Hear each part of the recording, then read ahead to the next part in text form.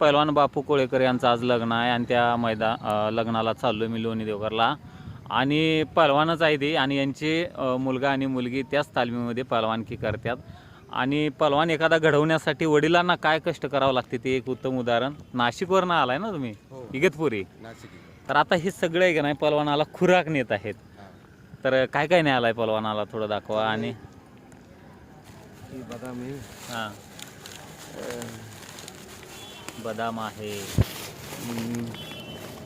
अंजीर आहे, अंजीर आहे, काय डब्यात तूप आहे काय? हा तूप आहे, अजून गोळ आहे. अरे वा, देशी गोळ. देशी गोळ. आणि त्या बॉक्समध्ये काय? आणि ते ॲपल आहे. सफरचंद पण न्याला एवढाला मग?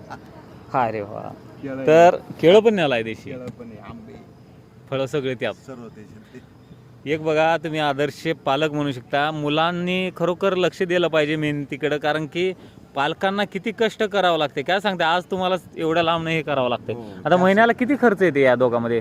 दोघांमध्ये 35-36 हजार रुपये. नाव सांगा, तुमचं नाव सांगा आणि मुलांचं नाव सांगा. मी शरद खंडू शिंदे, नाशिक, इगतपुरी.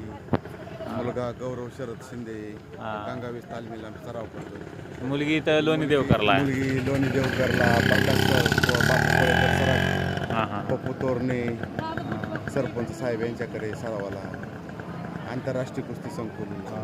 आता हे पालक बघू शकता एवढं कष्ट, आणि तुमच्यासारखे सगळे पलवानांचे वडील अशी मेहनत करत असतात. पण मुलांनी मेहनत केली पाहिजे. त्याचं कुठं आज 30-35 हजार रुपये तुम्हाला दोघात खर्च येत आहे. एखाद्या परिवाराचं एवढं उत्पन्न नसते, परंतु पालक खर्च करत असतात. धन्यवाद. तर मुलांनी खरोखर काळजी घेतलं पाहिजे आणि वडिलांचं जे कष्ट मेहनत आहे ते लक्ष देऊन मेहनत केली पाहिजे. धन्यवाद.